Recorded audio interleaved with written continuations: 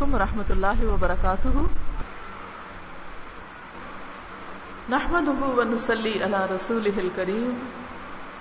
اما بعد فاعوذ باللہ من الشیطان الرجیم. بسم اللہ الرحمن الرحیم. رب اشرح لی صدری ویسر لی امری واحلل عقدۃ من لسانی یفقہوا قولی. اللہ تعالیٰ کا لاکھ لاکھ شکر ہے کہ اس نے ہمیں مسلمان پیدا کیا. اس کی ہم سب پر بہت بڑی رحمت ہے کہ اس نے ہمیں حقیقت کی پہچان دی. زندگی اور موت کیا چیز ہے، انسان کہاں سے آیا ہے، اسے کہاں واپس جانا ہے، اسے اس دنیا میں کیا کرنا ہے، اس دنیا کے بعد اس کا کس طرح امتحان ہونا ہے، حساب ہونا ہے. یہ سب حقیقتیں ہیں جن کے بارے میں اللہ تعالیٰ نے ہمیں اپنے پیغمبر محمد مصطفیٰ صلی اللہ علیہ وسلم کے ذریعے ہر سٹیپ کے بارے میں ہم کو آگاہ کر دیا. ہر چیز کے بارے میں ہمیں ٹھیک پوری معلومات دی گئی. جو معلومات ہمیں ملی ہیں ان کا پہلا سورس قرآن مجید ہے جو اللہ کی کتاب ہے، جس کے بارے میں اللہ سبحانہ وتعالیٰ فرماتے ہیں ذالک الکتاب لا ریب فیہ. یہ کتاب، اس میں کوئی شک ہی نہیں، بالکل سچی کتاب. ومن اصدق من اللہ حدیثا، اور اللہ سے بڑھ کر سچی بات کس کی ہو سکتی. اللہ تعالیٰ کی کوئی بھی بات آپ اس طرح لیں جیسے آپ کو اتنا یقین ہو کہ جیسے صبح سورج نکلنے کا یقین ہوتا ہے، یا جیسے آپ کو یقین ہے کہ آپ کو اللہ نے ہاتھ دیے ہیں اور آپ کے ہاتھ کی 5 انگلیاں، اس میں آپ کو کوئی شک نہیں ہوتا کہ 5 ہیں یا 4 ہیں یا 6 ہیں. نہیں، سب کو یقین ہے کہ میری 5 ہی انگلیاں ہیں، میرے ہاتھ کی 5 ہی انگلیاں ہیں. پکی بات ہے. بالکل اسی طرح اللہ کی بات کو بھی اسی یقین کے درجے میں لیں کہ جو بالکل سچی ہے، جس میں کسی قسم کا کوئی شک ہے ہی نہیں. جو شخص اللہ پہ جتنا ایمان رکھتا ہے، اللہ کی بات کا جتنا یقین کرتا ہے، اللہ پر جتنا اعتماد کرتا ہے، اس کی بات کو اتنا ہی سچا سمجھتا ہے، اس کو ویسے ہی لیتا ہے جیسے وہ ہے. ہماری معلومات کا دوسرا سورس رسول اللہ صلی اللہ علیہ وسلم کی سنت ہے. ہم سب جانتے ہیں کہ رسول اللہ صلی اللہ علیہ وسلم سب سے سچے انسان تھے. انہوں نے کبھی جھوٹ نہیں بولا، اور اس کی گواہی صرف ان کے اپنے رشتہ دار نہیں، ان کے دشمن بھی دیتے تھے کہ آپ صادق اور امین تھے، امانت دار تھے، سچے تھے، کبھی غلط بیانی نہیں کرتے تھے. اس لیے جو باتیں ہمیں انہوں نے بتائیں وہ بھی سچی ہیں، اور ان کے ماننے میں ہمارا ہی فائدہ ہے. اللہ تعالیٰ نے ہمیں زندگی گزارنے کے سارے طریقے بتائے. ہمارے لیے کیا فائدہ مند ہے، کیا نقصان دہ ہے، کیا کرنا چاہیے، کیا نہیں کرنا چاہیے، سب کچھ بتا دیا. پھر ہمیں عقل بھی دی کہ ہم سوچیں، سمجھیں اور فیصلہ کریں. اور پھر ہر ایک کو آزمایا بھی مختلف چیزوں کے ساتھ. اور اللہ تعالیٰ اس آزمائش میں ڈال کر ہم سب سے دیکھ رہا ہے کہ ہم کرتے کیا ہیں، کیونکہ جب تک امتحان نہ ہو نتیجہ نہیں نکلتا.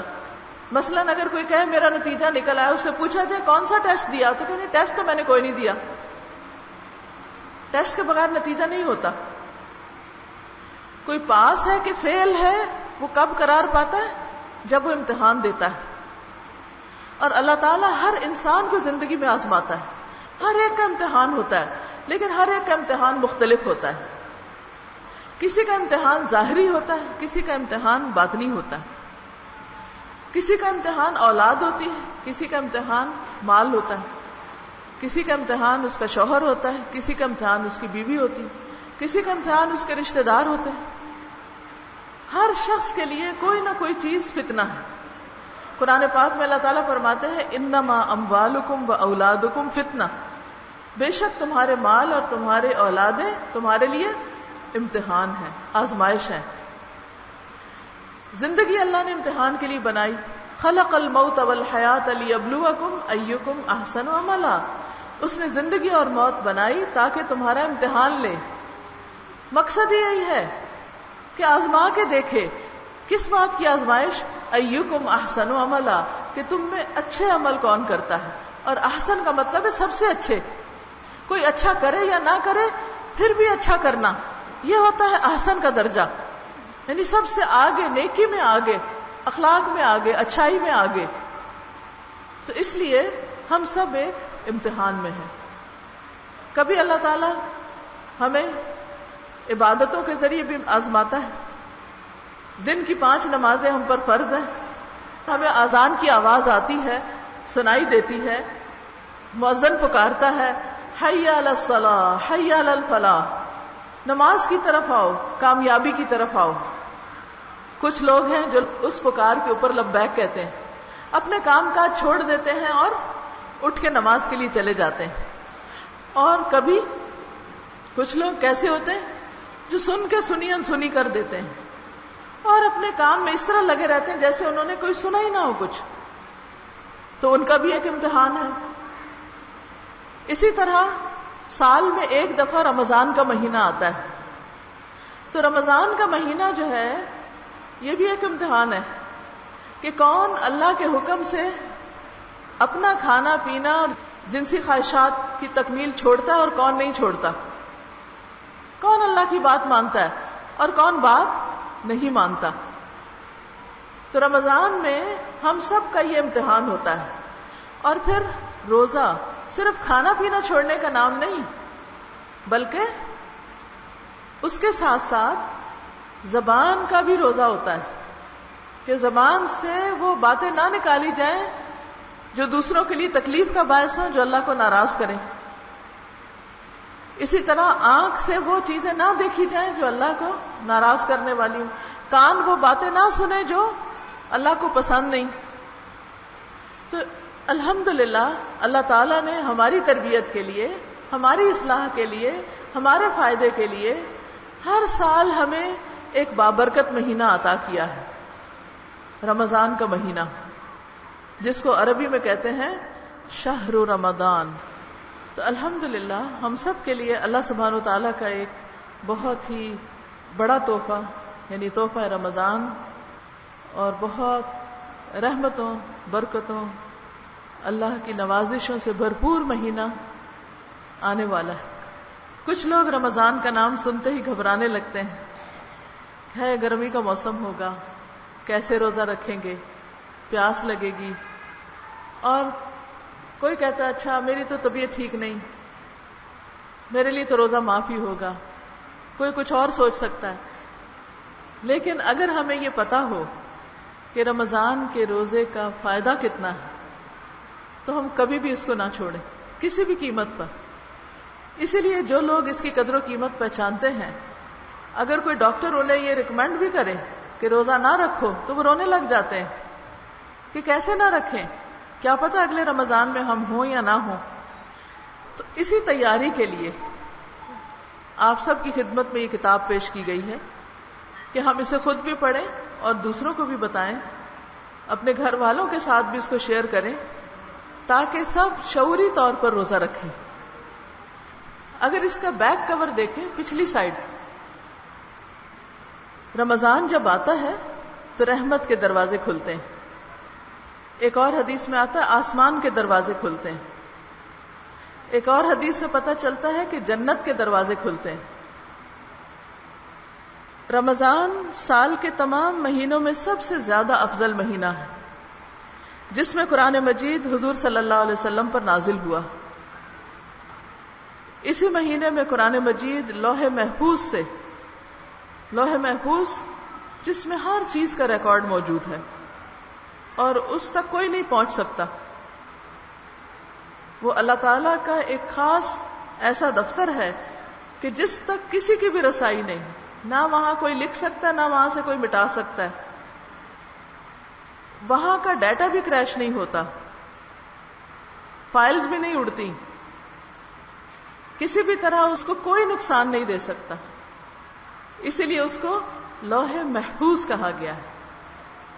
محفوظ تختی جس پہ انسانوں کی تقدیریں لکھی ہوئی ہیں، جس میں انسانوں کے آئندہ ان کے ساتھ کیا ہونے والا ہے وہ سب باتیں بھی ہیں. یعنی کائنات میں جو کچھ ہے ان سب کے بارے میں اس کے اوپر ہر چیز ثبت ہے، ریکارڈ ہے. تو رمضان ہی کے مہینے میں لوح محفوظ سے قرآن پاک کو دنیا کا جو آسمان ہے اس پر ایک جگہ ہے جس کو بیت العزت کہتے ہیں، اس میں اتار دیا گیا تھا. پھر وہاں سے 23 سال کی مدت میں آہستہ آہستہ نبی صلی اللہ علیہ وسلم پر اتارا گیا. جب آپ پر یہ کتاب اتاری گئی وہ بھی رمضان ہی کا مہینہ تھا، اور وہ رات سال کی ساری راتوں سے زیادہ افضل رات ہے، لیلۃ القدر، جس کی ابھی آپ نے تلاوت سنی، انا انزلناہ فی لیلۃ القدر وما ادراک ما لیلۃ القدر لیلۃ القدر خیر من الف شہر. ہم نے اس کتاب کو لیلۃ القدر میں نازل کیا، اور تم کیا جانو کہ لیلۃ القدر ہے کیا؟ لیلۃ القدر 1000 مہینوں سے زیادہ افضل ہے. 1000 مہینے، 1000 months، ایک مہینے میں 30 دن ہوتے ہیں، اور پھر 1000 مہینے تو اس کے دن کتنے ہو گئے؟ 30,000. 30,000 دن کون جیتا ہے اور کون عبادت کر سکتا ہے؟ تو جس شخص کو وہ رات مل جاتی ہے اس کو گویا ہر بھلائی مل گئی، اور جو اس رات کی خیر و بھلائی سے محروم رہ گیا وہ واقعی بد نصیب اور بد قسمت ہے. یہ وہ رات ہے جس میں قرآن پاک نازل ہوا تھا، نبی صلی اللہ علیہ وسلم پر اس کے نزول کا آغاز ہوا تھا. اس وجہ سے اللہ تعالیٰ نے اس رات کو بھی بہت برکت دی، اس میں عبادت کا بھی درجہ بہت بڑھا دیا. اور جس مہینے میں یہ رات آتی ہے، رمضان کا مہینہ، وہ مہینہ بھی سال کے تمام مہینوں سے افضل ہے. اس مہینے کو اللہ تعالیٰ نے محمد صلی اللہ علیہ وسلم کی امت کے لیے محفوظ رکھا، اور ان کے لیے روزہ کی عبادت اس مہینے کے اندر فرض کی. یہ اللہ تعالیٰ کا کتنا بڑا ہم سب پر احسان ہے، کیا ہم اس کی قدردانی نہ کریں گے؟ پھر نہ صرف یہ کہ قرآن مجید، بلکہ جتنی بھی آسمانی کتابیں ہیں، تورات، زبور، انجیل، ابراہیم علیہ السلام کے صحیفے، یہ بھی رمضان میں نازل ہوئے. صحف ابراہیم جو تھے وہ اول حصے میں نازل ہوئے، پھر اسی طرح موسیٰ علیہ السلام کے صحیفے اس کے بعد اگلے حصے میں، پھر عیسیٰ علیہ السلام کی کتاب اس سے اگلے حصے میں، اور قرآن مجید اس مہینے کے بالکل آخری حصے میں، یعنی لیلۃ القدر میں. اسی مقدس ماہ میں، یعنی رمضان کے مہینے میں، دن میں روزہ رکھنا فرض ہے اور رات کی عبادت بخشش کا باعث ہے. اس مہینے میں اللہ تعالی ہر رات لوگوں کو جہنم سے آزاد کرتے ہیں، ہر رات. تو جب رات آئے، تراویح کا وقت آئے، سستی نہ کریں، کیونکہ حدیث میں آتا ہے کہ جو بھی ایمان اور ثواب کی امید سے رات کا قیام کرے گا، یعنی تراویح پڑھے گا، اس کے پچھلے سارے گناہ معاف ہو جائیں گے. مثلا ایک شخص جس نے بڑے بڑے گناہ کیے، بڑے بڑے جرم کیے، قتل، شراب، چوری، زنا، جوا، سب غلط کام، لیکن اس کو اپنے سارے گناہوں پہ ندامت ہو گئی، شرمندگی ہو گئی، اور اب وہ توبہ کرنا چاہتا ہے، تو رمضان ایک سنہری موقع ہے. ایسے لوگ جن کے لیے ان کے گناہوں کی وجہ سے جہنم لکھ دی گئی ہو کہ یہ جہنم میں جائیں گے، جب وہ رمضان میں پلٹتے ہیں، دن کو روزہ رکھتے ہیں، رات کی عبادت کرتے ہیں، تو اللہ تعالیٰ ہر رات کچھ لوگوں کی آزادی کا پروانہ لکھ دیتے ہیں. میں نے اس کو معاف کیا، میں نے اس کو معاف کر دیا، میں نے اس کو معاف کر دیا. تو کتنا سنہری موقع ہے. ہم میں سے ہر انسان خطا کار ہے. کوئی یہ دعویٰ کر سکتا ہے میں فرشتہ ہوں، میں نے کبھی کوئی غلطی نہیں کی؟ پتہ بھی نہیں چلتا، احساس بھی نہیں ہوتا، پتہ نہیں کیسی کیسی غلطیاں کر جاتے ہیں. تو جو انسان اپنی طرف دیکھتا ہے اسے دوسروں کے گناہ نہیں نظر آتے، پھر اسے اپنی شرمندگی نہیں جاتی کہ میں نے کتنی غلطیاں کی ہوئی ہیں. تو یہ ایک بہت ہی قیمتی سنہری موقع آ رہا ہے. دن کے وقت روزے کی حالت میں دعا قبول ہوتی ہے، رات کو تراویح کے بعد دعائیں قبول ہوتی ہیں. اس وقت ہم سب کو اپنے گناہوں کی معافی مانگنی چاہیے. اور ہر رات اللہ تعالیٰ لوگوں کو جہنم سے آزاد فرماتے ہیں. اور حدیث میں آتا ہے کہ اذا جاء رمضان فتحت ابواب الجنہ. فتحت جو ہے یہ عربی زبان میں ایک ہوتا فتح، ایک ہوتا فتح، زور سے کھولنا، خوب کھول دینا، پوری طرح کھول دینا. یعنی رمضان کا مہینہ وہ ہے جب جنت کے دروازے وائڈ اوپن کھول دیے جاتے ہیں.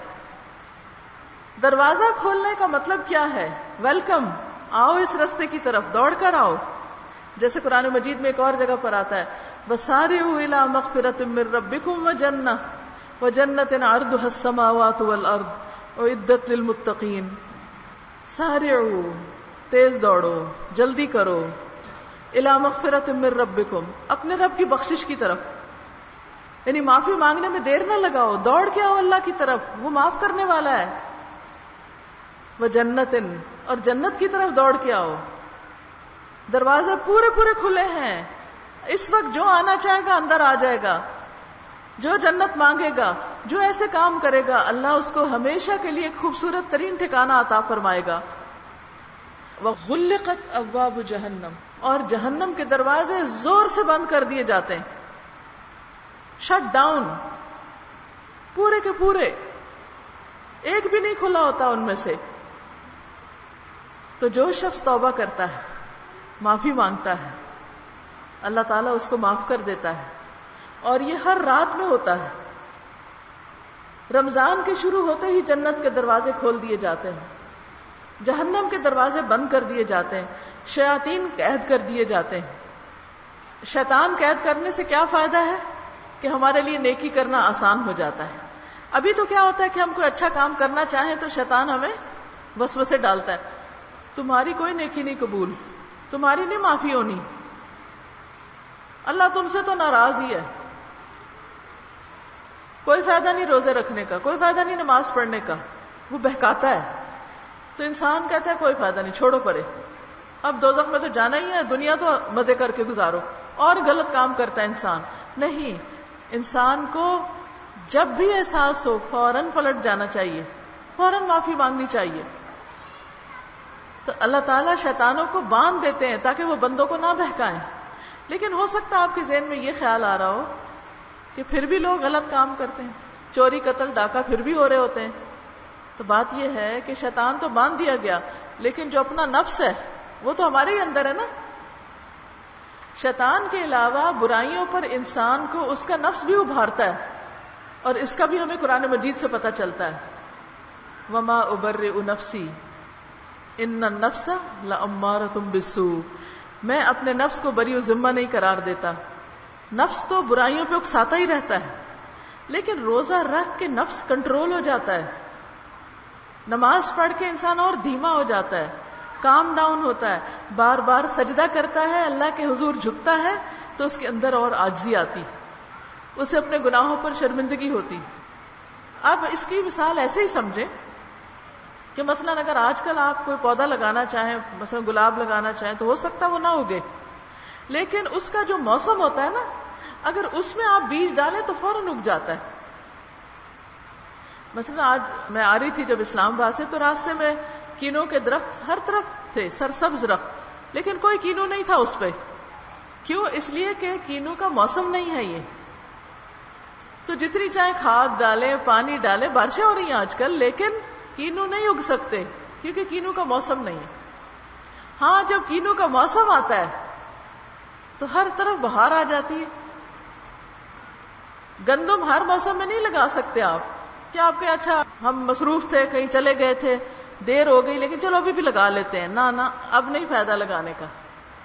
اسی طرح جب انسان رمضان سے فائدہ نہیں اٹھاتا، نیکی نہیں کرتا، جبکہ ماحول بن جاتا ہے، نیکی آسان ہو جاتی ہے، تو پھر کیا ہوتا ہے؟ بعد میں انسان کا دل اور سخت ہو جاتا ہے.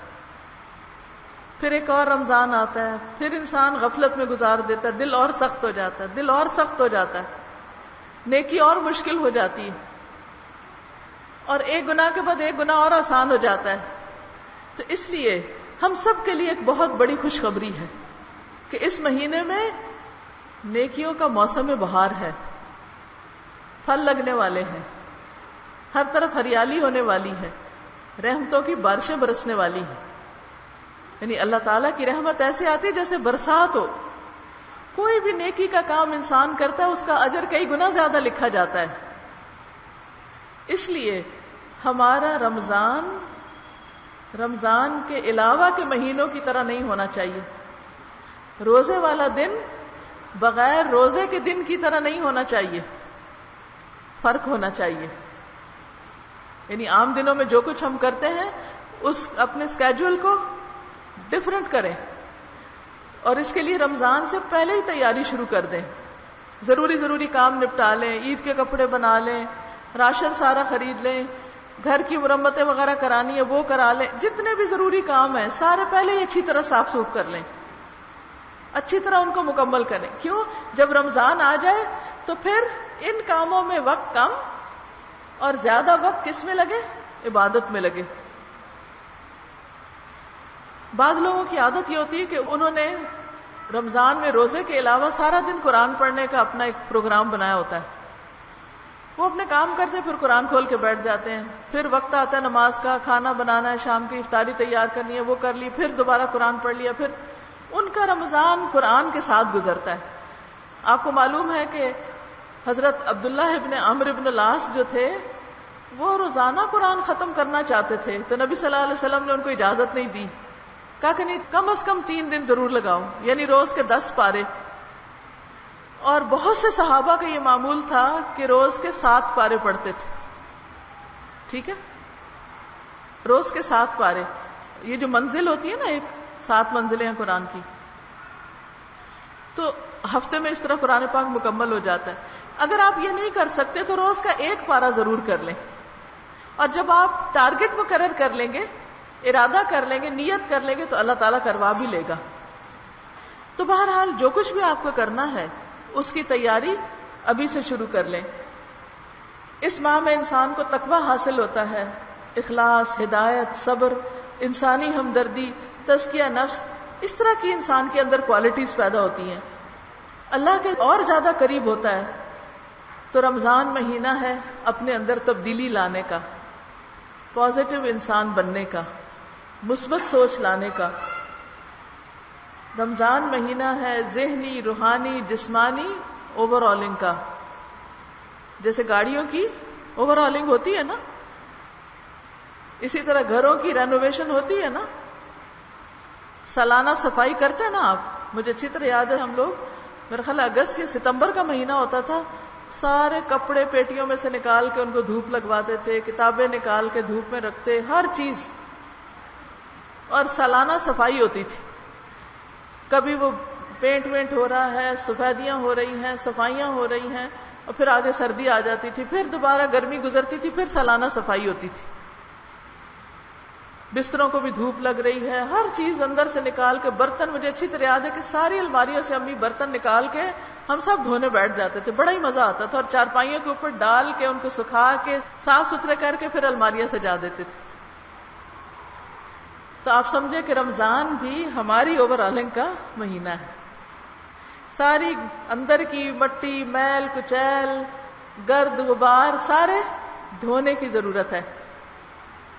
چن چن کے اپنی بری عادتوں کو نکالنے کی ضرورت ہے، تاکہ رمضان کے بعد آپ پھر فٹ سمارٹ ہو جائیں، فزیکلی بھی مور ایکٹیو.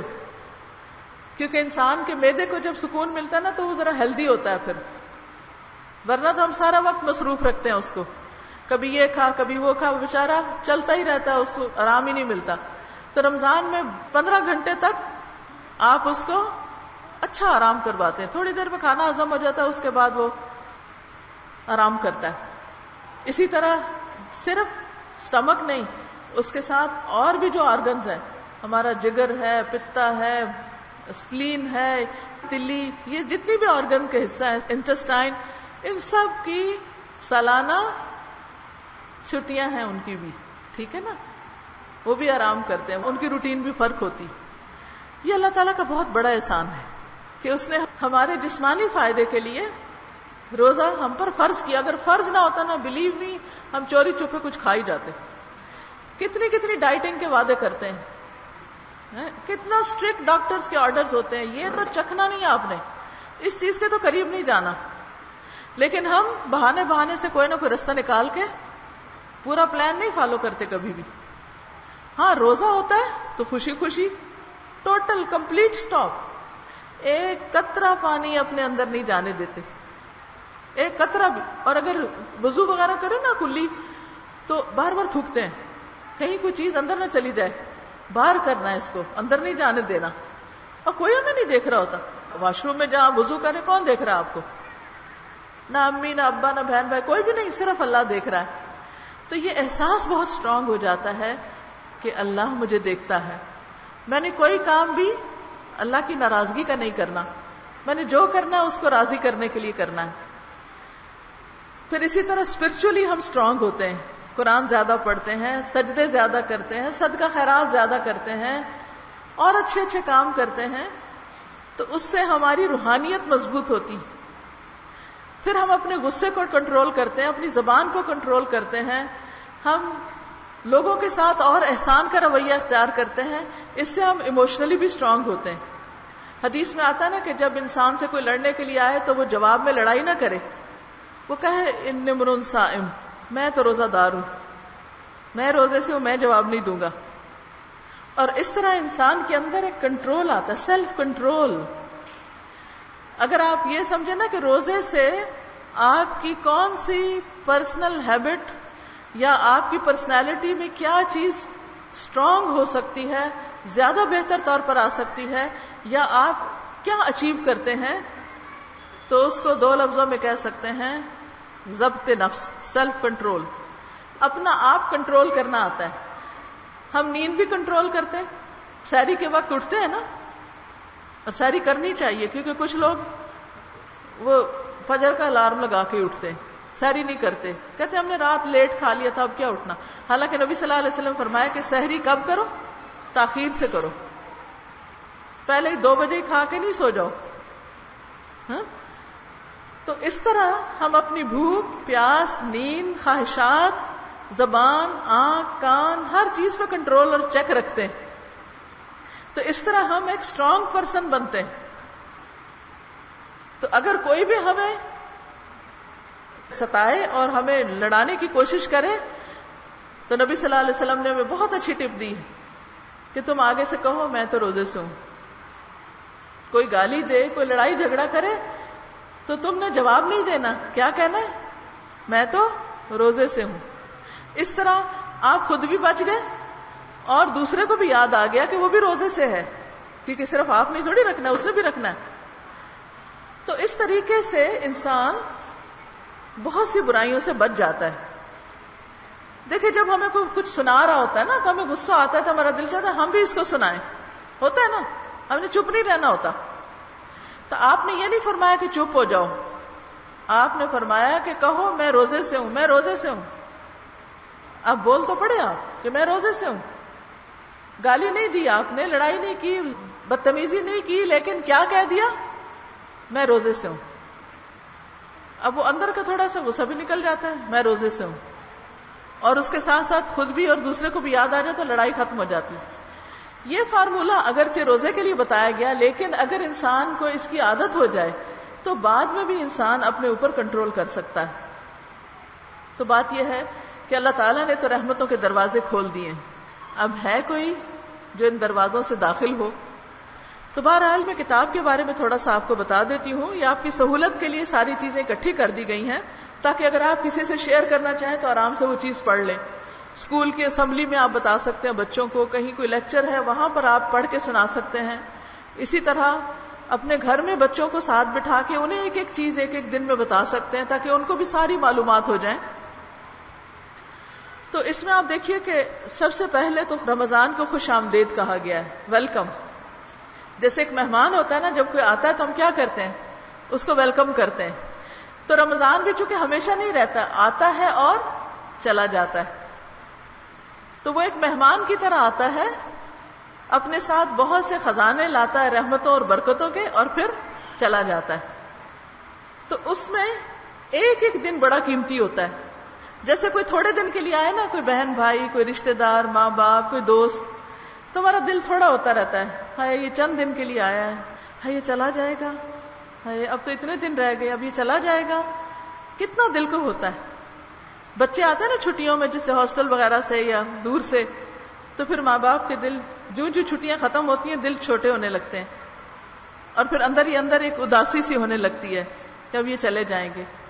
بچیوں کی شادی رکھتے ہیں، وہ جب جانے والی ہوتی ہیں تو دل چھوٹا ہو رہا ہوتا ہے. تو کوئی بھی مہمان جس سے ہمیں محبت ہو، اس کا آنا تو خوشی کا باعث ہوتا ہے، لیکن جانا اداسی کا باعث ہوتا ہے. تو ہم جتنی دیر وہ ہوتا ہے سارے کام کاج چھوڑ دیتے ہیں. آپ نے دیکھا ہوگا کہ جب مہمان آتے ہیں تو لوگ راتوں کی نیند بھی قربان کر دیتے ہیں، ساری ساری رات بیٹھ کے باتیں کرتے ہیں. پھر کیا کہتے ہیں؟ اس نے چلے ہی جانا ہے نا، کوئی بات نہیں، سارا سال سوتے ہیں. اب اگر ہم نہ بھی سوئیں تو کیا ہوا؟ رمضان کو بھی مہمان کی طرح لیجئے. یاد رہے گی یہ بات؟ تو آپ دیکھیے کہ جب خیال آئے کہ ہائے روزہ، ہائے تراویح، تو کیا کہیں؟ چند دن کی تو بات ہے، تھوڑے دن کی بات ہے، گزر ہی جانا ہے، چلا ہی جانا ہے، ہائے چلا جائے گا. تو جیسے کسی مہمان نے آنا ہوتا، آپ پہلے سے تیاری کرتے ہیں. یہ تو نہیں کہ مہمان ہے اور آپ کچن میں گھس جائیں، مہمان آئے اور آپ کپڑے دھونے چلے جائیں، وہ گھر پہ آئے اور آپ جھاڑو لگانے لگ جائیں. ایسا کرتے ہیں؟ نہیں کرتے نا ایسے. کیوں؟ کیونکہ ہم نے مہمان کے پاس بیٹھنا ہے، اس کو کمپنی دینی ہے.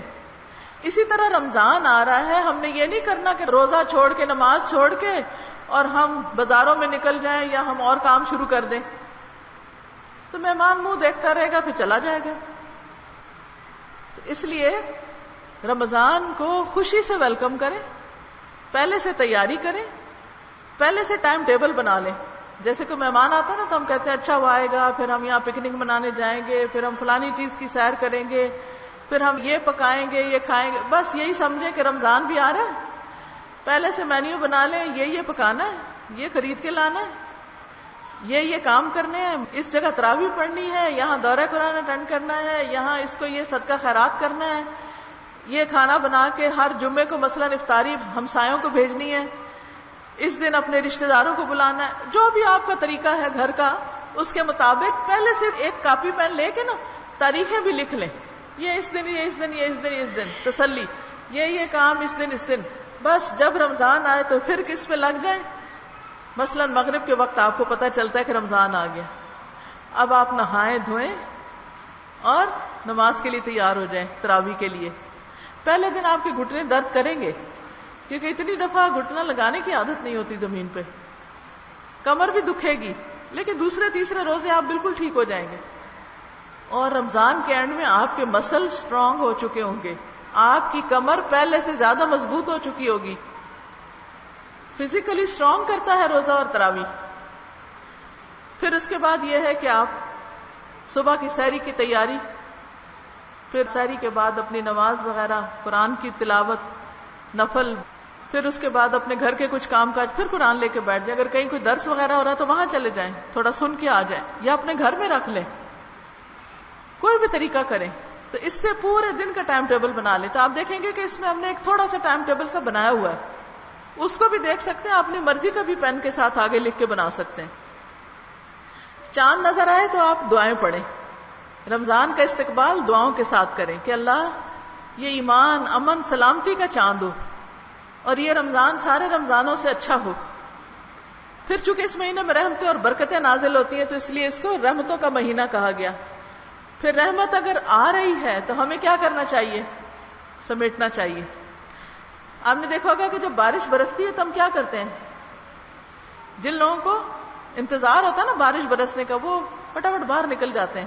بچوں کو آپ نے دیکھا ہوگا کتنا ایکسائٹیڈ ہوتے ہیں، اور اگر اولے برس رہے ہوں تو جا کے چننے لگ جاتے ہیں، کوئی برتن رکھ دیتے ہیں کہ اس میں گرے اور ہم لے آئیں. تو اسی طرح رحمتیں آ رہی ہیں. ایک نیکی کا بدلہ کئی کئی گنا زیادہ ہو رہا ہے. اللہ تعالیٰ نے فرمایا ہے کہ روزہ میرے لیے اور میں خود اس کی جزا دوں گا. ہر نیکی کا اجر بتا دیا. 10 گنا تو ہر نیکی کا اجر ہے, کسی کا 70 گنا ہے, کسی کا 700 گنا ہے. اور روزے کا تو چھپا کے رکھا گیا, سرپرائز. اب اتنا زیادہ اجر کہ کسی کو بھی نہیں پتا. صرف روزے کا اجر بھی ان گنت. تو روزے کی حالت میں جو کچھ آپ کریں گے, نفل پڑھیں, صدقہ خیرات کریں, زکوٰۃ دیں, کسی کو کھانا کھلائیں, کچھ بھی کریں, اس کا اجر بھی کئی گنا زیادہ ہو جائے گا. تو اس رحمت اور برکت سے محروم نہیں رہنا. ہر کام اللہ کے لیے کرنا ہے, کسی پہ احسان نہیں جتانا, کسی سے بدلے کی توقع نہیں رکھنی. کوئی شکریہ ادا کرے تب بھی ٹھیک ہے, نہ کرے تب بھی ویسے ہی رہیں, کوئی فرق نہیں پڑتا, کوئی نقصان نہیں ہوتا. پھر آپ دیکھیں اس کے بعد یہ رمضان روزوں کا مہینہ ہے, اس میں ساری حدیثیں جمع کر دی گئی ہیں کہ اس کے کیا کیا فائدے. انشاءاللہ گھر جا کے آپ پڑھیں, بچوں کو ایک ایک کہیں, آپ پڑھ کے سنائیں, مل کے ایک چھوٹا چھوٹا اپنے گھر میں سرکل کریں. پھر آخر پہ کرنے کے کام بتائے گئے ہیں کہ کیا کیا کرنا ہے آپ نے. پھر رمضان اور سحری اور افطاری, کہ سحری کا کیا فائدہ ہے, افطاری کا. اس میں ایک چیز بتا دوں کہ نبی صلی اللہ علیہ وسلم نے سحری اور افطاری دونوں کے لیے کھجور بابرکت غذا بتائی ہے. نبی صلی اللہ علیہ وسلم تازہ کھجور سے روزہ کھولتے تھے. اس دفعہ تو رمضان میں تازہ کھجوریں یہاں بھی اویلیبل ہیں, آپ تازہ کھجوروں سے روزہ کھولتے. اگر وہ نہ ملتی تو سوکھی کھجور لے لیتے, اور اگر وہ بھی نہ ہوتی گھر میں تو پانی سے روزہ کھول لیتے, چند گھونٹ پانی پی لیتے. حدیث میں آتا ہے حسا حسوات, گھونٹ پیتے تھے. یاد رکھیے روزہ کھول کے 2-4 گلاس نہیں پینے, سنت کی پیروی کرتے ہوئے چند گھونٹ لینے ہیں, کیونکہ ایک دم پانی پینے سے بعض اوقات پیٹ میں درد ہو جاتا ہے اور پھر طبیعت بھی بوجھل ہو جاتی. پھر اس کے بعد یہ ہے کہ ہم افطار میں تو کھجور کھا ہی لیتے, سحری میں نہیں کھاتے. سحری میں بھی کم از کم ایک کھجور کھا لیں, کیونکہ یہ بابرکت غذا بتائی گئی ہے, بابرکت کھانا ہے. ویسے بھی سحری بابرکت کھانا ہے. اور جو سحری کھا رہے ہوتے ہیں اس وقت وہ دعائیں نہیں مانگ سکتے, تو فرشتے ان کے لیے دعائیں کر رہے ہوتے ہیں. کتنی بڑی بات ہے, ہم کھا رہے ہیں, مزہ کر رہے ہیں, اور فرشتے ہمارے لیے دعا کر رہے ہیں.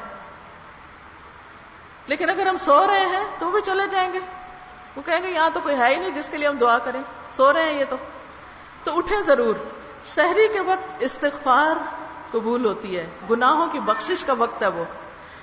قرآن مجید میں آتا ہے وَبِالْأَسْحَارِ هُمْ يَسْتَغْفِرُونَ, وہ سحری کے وقت استغفار کرتے ہیں, اپنے گناہوں کی معافی مانگتے ہیں. اسی لیے اگلا چیپٹر ہے شہر الغفران, بخشش کا مہینہ. حدیث میں آتا ہے اللہ تعالیٰ ہر رات کو آدھی رات یا 1/3 رات کے آخری حصے میں آسمان دنیا پر نزول فرماتے ہیں. ارشاد فرماتے ہیں کون ہے جو مجھ سے دعا مانگے اور میں اس کی دعا قبول کروں. کوئی ہے جو مجھ سے سوال کرے کہ میں اسے عطا کروں. کوئی ہے جو مجھ سے گناہوں کی معافی مانگے اور میں اسے بخش دوں, یہاں تک کہ فجر طلوع ہو جاتی. یعنی اس وقت اللہ سبحانہ و تعالیٰ خود آپ کو پکارتے ہیں کہ مانگو مجھ سے, مانگو مجھ سے, میں دوں گا تم کو, وعدہ ہے اس کا. تو خوب خوب دعائیں مانگے. سحری بنا رہے ہیں دعائیں مانگے, لگا رہے ہیں دعائیں مانگے, کھانے لگے ہیں فرشتے مانگ رہے ہیں, اب کھا چکے پھر مانگے, اور دعاؤں کی لسٹ بنا لے. کیونکہ ہوتا پتہ کیا, ایک وقت میں ایک پریشانی آتی ہے, پھر ایک اور اس سے بڑی آ جاتی ہے, پچھلی بھی بھول جاتے ہیں, پھر کوئی اور آ جاتی ہے. تو جتنی چیزیں آپ کو بودر کرتی ہیں نا, ان سب کی لسٹ بنا لیں اور کام کاج کی جگہ پہ لگا لیں. اور اگر آپ کہیں نہیں میں نے کسی کو نہیں بتانی میری کیا دعائیں ہیں, تو کسی ڈائری میں لکھ لیں اور اس کو ایک طرف رکھ دیں کچن میں, اور سحری کے وقت دیکھ کے بھی آپ یاد کر کے دعائیں مانگیں. خاص طور پر اپنے گناہوں کو یاد کر کے ان کی معافی مانگیں, کیونکہ رزق میں بھی گناہوں سے رکاوٹ آتی ہے, دنیا کی اور نعمتوں میں بھی رکاوٹ آتی ہے. تو گناہوں کا پردہ ہٹے گا تو انشاءاللہ اللہ کی معرفت بھی نصیب ہوگی اور رحمتیں آئیں گی. پھر یہ کہ روزہ رکھنے کا مقصد بھوکا پیاسا رہنا نہیں ہے، بلکہ تقوی حاصل کرنا ہے کہ ہمارے اندر ایمان سٹرونگ ہو. دیکھیے جتنے بھی گناہ ہوتے ہیں نا وہ ایمان کی کمزوری کی وجہ سے ہوتے ہیں. جب اللہ پہ یقین کمزور ہو جاتا ہے، جب مایوسی ہونے لگتی ہے تو انسان پھر غلط کام کرتا ہے، توبہ بھی نہیں کرتا. تو اس لیے رمضان کے مہینے میں سب کو پتا ہے کہ سبھی توبہ کر رہے ہیں، سب رو رہے ہیں، سب نمازیں پڑھ رہے ہیں. ورنہ تو لوگ تانے دیتے ہیں، اچھا اب تمہیں نماز یاد آ گئی، اتنے سال تو تم نے نماز نہیں پڑھی، اب نمازیں پڑھ رہے ہو. پہلے تو تم نے کبھی روزہ نہیں رکھا تھا، اب روزے رکھنے لگ گئے، بڑے نیک بنتے ہو. لوگ تانے دیتے ہیں 900 چوہے کھا کر بلی حج کو چلی، اب اس کو بھی یاد آ گیا. عام دنوں میں انسان بڑا شرمندہ ہوتا ہے. کئی لوگ لوگوں کی شرمندگی کے ڈر سے بھی توبہ نہیں کرتے، وہ کرنا چاہتے ہیں لیکن کہتے ہیں لوگ کہیں گے لو اب اس کو کیا ہو گیا. تو رمضان ایک اچھا موقع ہے جس میں سارے ہی توبہ کر رہے ہوتے ہیں، تو اس طرح انسان کے لیے یہ چیز آسان ہو جاتی ہے. پھر یہ کہ یہ صبر حاصل کرنے کا مہینہ ہے.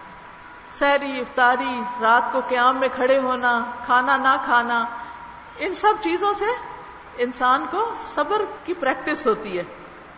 اور حدیث میں آتا ہے کہ صبر سے بڑھ کر کوئی نعمت نہیں جو کسی کو ملی.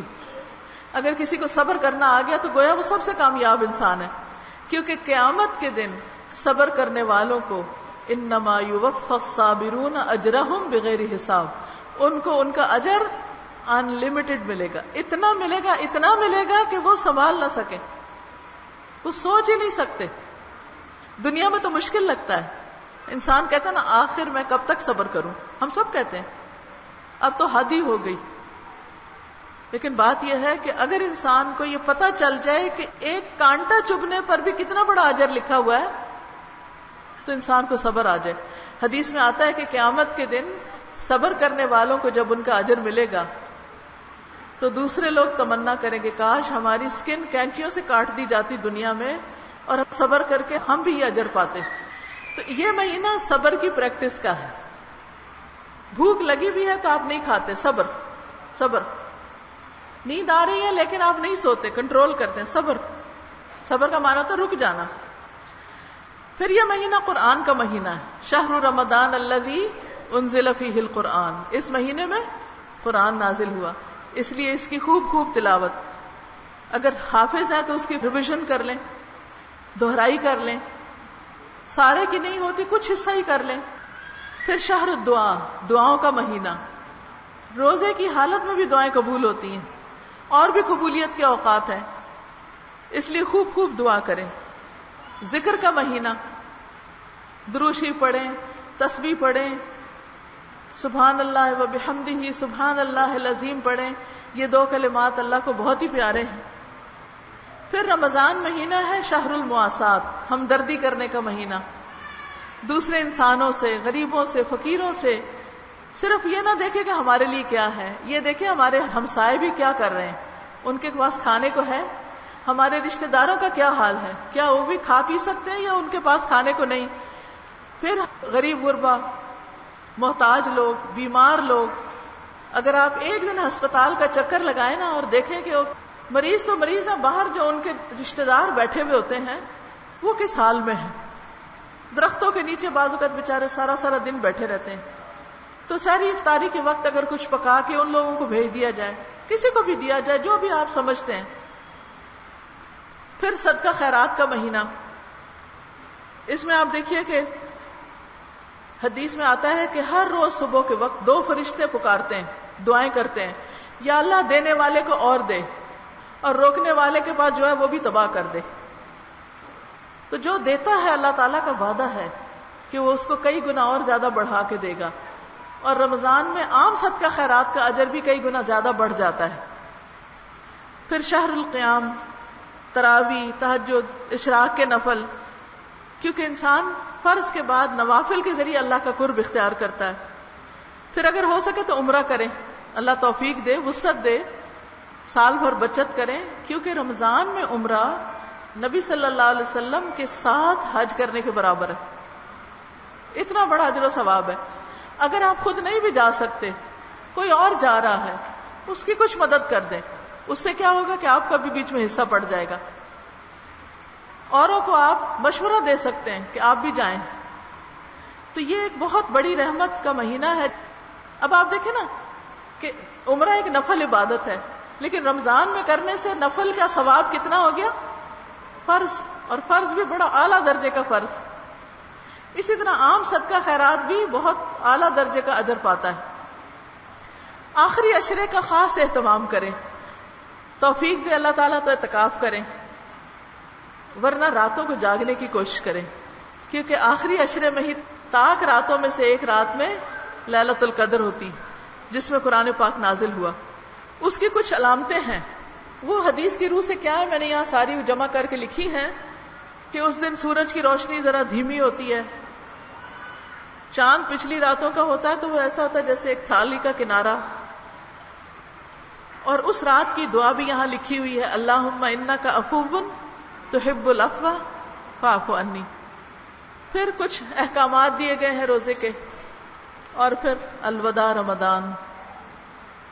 جو لوگ رمضان سے محبت کرتے ہیں وہ یقیناً رمضان کے واپس جانے پہ روتے ہیں، دکھی ہوتے ہیں اور دعائیں مانگتے ہیں، یا اللہ پھر رمضان ہماری زندگی میں آئے. پھر وہ ہر مہینے روزے رکھنے کی کوشش کرتے ہیں. ہر مہینے کے 3 روزے 13، 14 اور 15 کے، حدیث میں آتا ہے وہ سینے کا کینہ دور کر دیتا ہے، دل کے اندر وسعت آ جاتی ہے. پھر اگر وہ نہیں تو ہر سوموار اور جمعرات کا روزہ. تو جو بھی اللہ تعالیٰ توفیق دے نیکیوں میں ہم سب آگے بڑھتے رہیں. ہم سب کو اس کی ضرورت ہے کہ اللہ تعالیٰ کی طرف سے ہمیں توفیق حاصل ہو. اللہ آپ سب سے راضی ہو، اور اللہ ہمیں نیکی کے رستے میں ایک دوسرے کا مددگار بنائے، اور ہمارا یہ رمضان ہمارے اندر حقیقی معنوں میں تبدیلی لانے کا رمضان بن جائے. اللہ تعالیٰ ہم سب کی آخرت اچھی کرے اور ہمارے گناہوں کو معاف کر دے. تو جو کتاب آپ کے پاس ہے، مجھے امید ہے کہ آپ اسے خود بھی پڑھیں گے تفصیل کے لیے، اور دوسروں کو بھی پڑھائیں گے اور دوسروں کو بھی آگے دیں گے. انشاءاللہ آپ سب کے لیے صدقہ جاریہ ہوگا. اب تھوڑی سی دعا کر لیتے ہیں اور اجازت چاہتی ہوں. سبحان اللہ والحمد للہ ولا الہ الا اللہ واللہ اکبر ولا حول ولا قوة الا باللہ العلی العظیم. اللہم صل علی محمد وعلی آل محمد کما صلیت علی ابراہیم وعلی آل ابراہیم انک حمید مجید. اللہم بارک علی محمد وعلی آل محمد کما بارکت علی ابراہیم وعلی آل ابراہیم انک حمید مجید. ربنا آتنا فی الدنیا حسنۃ وفی الآخرۃ حسنۃ وقنا عذاب النار. ربنا لا تزغ قلوبنا بعد إذ هديتنا وهب لنا من لدنك رحمة إنك أنت الوهاب. ربنا هب لنا من أزواجنا وذرياتنا قرة أعين وجعلنا للمتقین اماما. یا اللہ پاک جو کچھ ہم نے پڑھا ہے ہمیں اس پر عمل کرنے والا بنا دے، اس محفل کو ہمارے حق میں حجت بنا دے. تو ہمارے گناہوں کو معاف کر دے، تو ہم پر اپنی رحمت نچھاور فرما، تو ہمارے بچوں کو اپنی رحمت سے نیک بنا دے.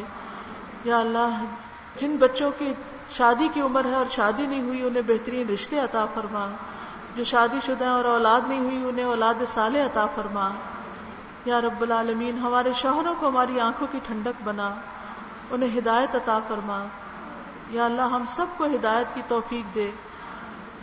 اللہ جتنے بھی لوگ یہاں آئے ہیں ان کا آنا قبول فرما، ان کی دعائیں قبول فرما، ان کے دکھ تکلیفیں اور پریشانیاں دور فرما.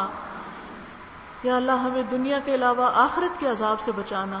یا اللہ دنیا کی گرمی برداشت نہیں ہوتی، قبر کے عذاب سے بچانا، جہنم کے عذاب سے بچانا، اور اپنے نیک صالح بندوں کے ساتھ ملانا، جنت الفردوس میں ٹھکانہ عطا فرمانا. ربنا تقبل منا انک انت السمیع العلیم وتب علینا انک انت التواب الرحیم. وصلی اللہ تعالی علی خیر خلقہ محمد وعلی آلہ واصحابہ واہل بیتہ اجمعین برحمتک یا ارحم الراحمین. الہی آمین. سبحانک اللہم وبحمدک نشہد ان لا الہ الا انت نستغفرک ونتوب الیک. السلام علیکم ورحمۃ اللہ وبرکاتہ.